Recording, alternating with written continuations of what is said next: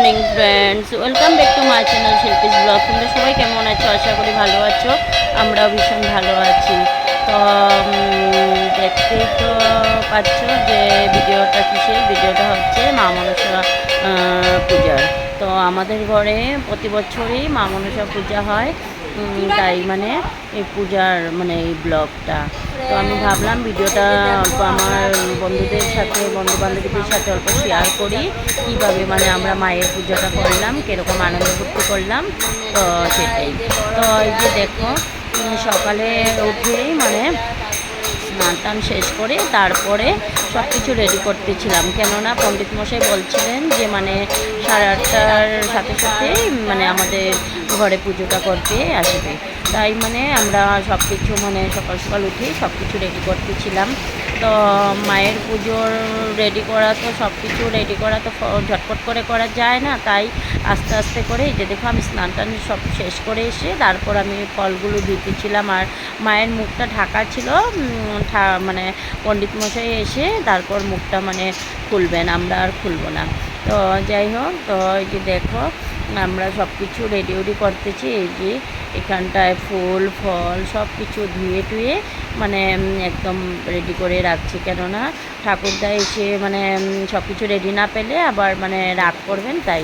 তো এই যে এখানটায় সব নৈবেদ্য সব কিছু রেডি করা হচ্ছে।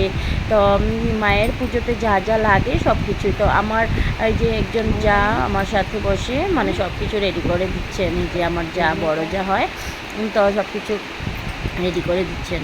তো সাথে কেউ থাকলে মানে সুবিধা হয়, তাই না? একা একা তো কোনো কিছু করা যায় না।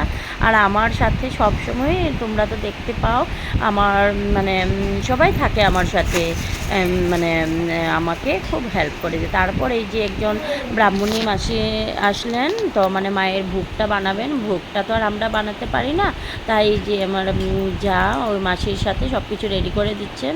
তো যে মায়ের ভোগটাও এদিকে রেডি হচ্ছে।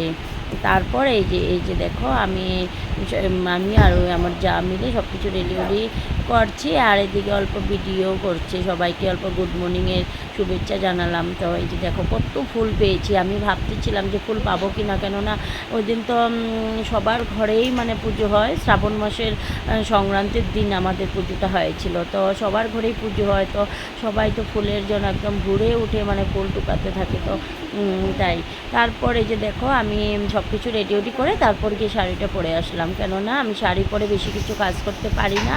তাই মানে আমি প্রথমে মানে আমি সব কিছু রেডি করে তারপর মানে আমি শাড়িটা পরি।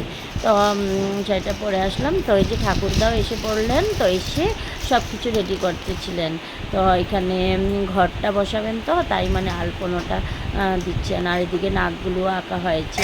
দেখো মায়ের মুখটা কি সুন্দর, একদম কি ভালো লাগছে মাকে দেখে।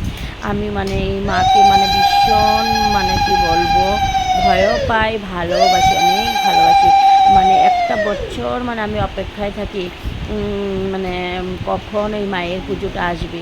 আমাদের ঘরে তো অনেক পুজোই হয়, মানে বছরের মধ্যে 4-5টা পুজোই হয়, মূর্তি দিয়ে পুজো হয়, কিন্তু এই মায়ের পুজোটার জন্য কেন জানি আমার একটা এক্সাইটমেন্ট, মানে আমি কী বলবো, আমার ভীষণ মানে একটা আলাদা একটা এক্সাইটমেন্ট থাকে।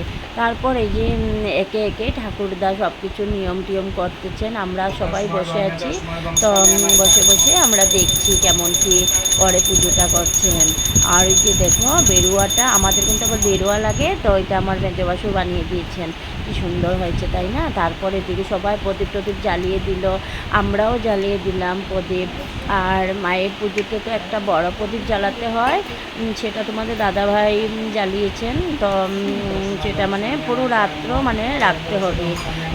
তাই মানে এই প্রদীপটা মানে সকালে যে ঠাকুরমশাই আসার পরে ঠাকুরমশাই মানে বলেন যে প্রদীপটা জ্বালিয়ে দাও, তো এটা জ্বালিয়ে দেয়। আর একদম পুরো দিন রাত্র মানে এটা খেয়াল রাখতে হয়। তো এই যে দেখো ভোগ টোগ সব কিছু এখানটায় রেডি, সব কিছু রেডি করা হচ্ছে। এদিকে এটা মায়ের পুজোটা হচ্ছে, মানে কি বলবো, তো এত ভালো লাগে, মানে কি বলবো। তো আমরা বসে বসে পুজোটা দেখতেছিলাম, উপভোগ করতেছিলাম ঠাকুরদা কেমন কি। আর মাকে বলছিলাম, মা যদি কিছু ভুল টুল হয় তুমি মানে ক্ষমা করে দিও, তো আমরা তো সব কিছু আর এত নিয়ম টিয়ম জানি না মা, তুমি ক্ষমা করে দিও। আগে মানে আমার শাশুড়ি মা পুজোটা করতেন, তো শাশুড়ি মা মারা যাওয়ার পর থেকে আমি এই পুজোটা নিয়েছি। তো আমার মানে ভালো লাগে এই পুজোটা করতে।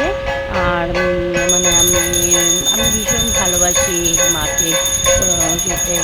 আর মাকেও বললাম, মা তুমি আমার ছেলেটাকেও ভালো রেখো, আমার সংসারটাকেও সুস্থ রেখো, ভালো রেখো, আমার দাদাভাইকেও যেন ভালো রাখে, তাই না?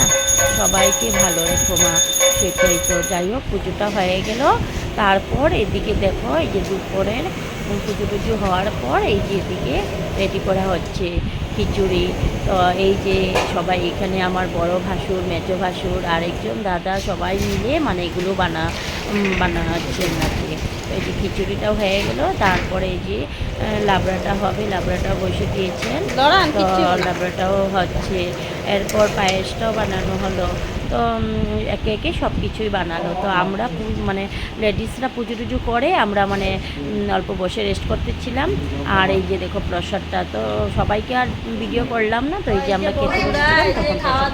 এরপর বিকেলে এই যে দেখো আমরা সবাই মিলে বসে মানে অল্প গল্প টল্প করছি। তো অল্প যে হাসি ধাওয়ালি করতেছিলাম সবাই মিলে। এখানে মাসি আছে, আমার 2 যা আছে, তো সবাই মিলে অল্প হাসি ফুর্তি করছি। তো এটাই তো না, সবাই মিলেমিশে থাকলে ভালো লাগে, তাই না? তো আর কি, সংসারে তো এটাই, মিলমিশতেই থাকতে হয়। খুব আনন্দ ফুর্তি করে আমরা পুজোটা কিন্তু করলাম, মানে এত ভালো লাগলো। আর এদিকে বক্সও রেডি করা হচ্ছে, বিকেলে বক্স।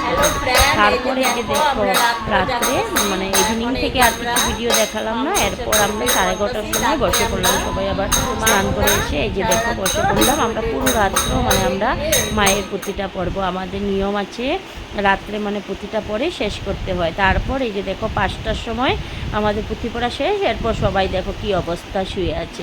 আমি এটারও ভিডিও করলাম। আর এই যে 5টার থেকে বৃষ্টি নামছিল, তো আমি এটারও একটু ভিডিও করলাম। ছাদে গিয়ে উঠলাম, উঠে আমি ভিডিওটা করলাম।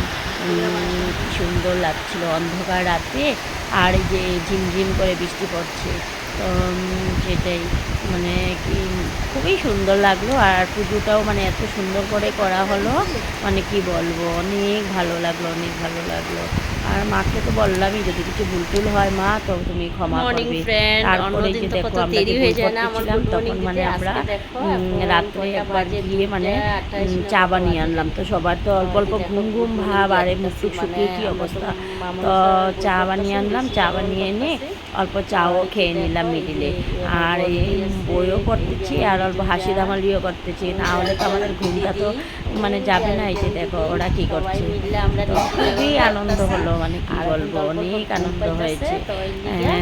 সবাই মিলে আমরা মানে মায়ের বইটা পড়তেছিলাম, তখন খুবই আনন্দ করতে মানে করলাম, মানে কি বলবো। তো আনন্দ ফুর্তি করেই তো রাত্রটা কাটাতে হবে, তাই না? এই যে দেখো আমরা 5 জন ছিলাম, 5 কাপ চা আনলাম। এর পরের দিন সকালে স্নান টান করে সব পুজো টুজো দিয়ে মায়ের বুক দিয়ে এরপর মানে মাকে আবার বিসর্জন দেওয়া হবে। তো এই যে সব নিয়ম টিয়ম করতেছিলাম।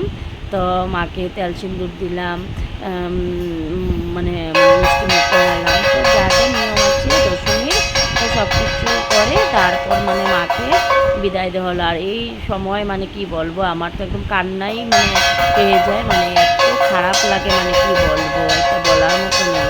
মানে মাকে বিদায় দেওয়ার মুহূর্তটা যখন আসে না, একদম মানে আমি কেঁদেই ফেলি।